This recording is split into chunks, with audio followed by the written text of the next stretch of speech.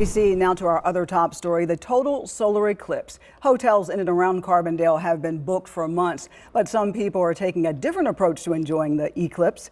News 3's Paul Wilcoxon is live at SIU Stadium for a look at how campgrounds are filling up. Paul. Yeah, good afternoon, Natasha. Yeah, some of those campgrounds, they started filling up with their reservations just as soon as they became available. And I went out to Little Grassy Campground today, and I spoke with several of those people, and they say the experience of being at those campgrounds and viewing the eclipse is it's an environment that they can't pass up.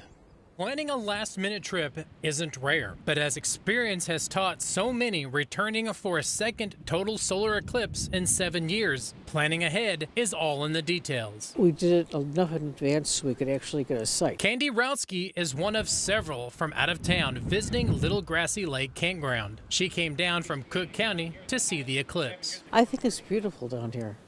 We stopped off made a side trip to Garden of the Gods. Not only will a portion of this area be in totality, but Rowski says she gets to enjoy it on a special day. We're down here for the eclipse, which happens to fall on my 75th birthday. Allison Poole and her family are visiting from Tennessee. Living in Chattanooga, the last eclipse in 2017 was close enough that we were able to get there. We camped in Tellico Plains. The experience of totality 7 years ago was enough to where Poole wanted to share it again, this time with her 2 children. Our oldest at the time was 1.5, and she fell asleep. So she slept through it, and our other wasn't born, and so we thought, well, they need to experience it, plus we want to do it again. That was so cool. Doug Schultz made the trip from Central Illinois to Grassy Lake Campground. He says 7 years ago, he was working and missed most of the eclipse. This time around, he wasn't taking any chances. I'm retired now, so I have the time, and I thought, well, let's do this. Let's come down. So when did Schultz make his reservations? We made them shortly after March of last year. And for this spot here in Southern Illinois to experience totality twice in a 7-year span is nothing short of incredible for Schultz. I really wasn't aware that Makanda was that center point where they intersected 7 years and now. And we went there and just experienced that lovely little spot.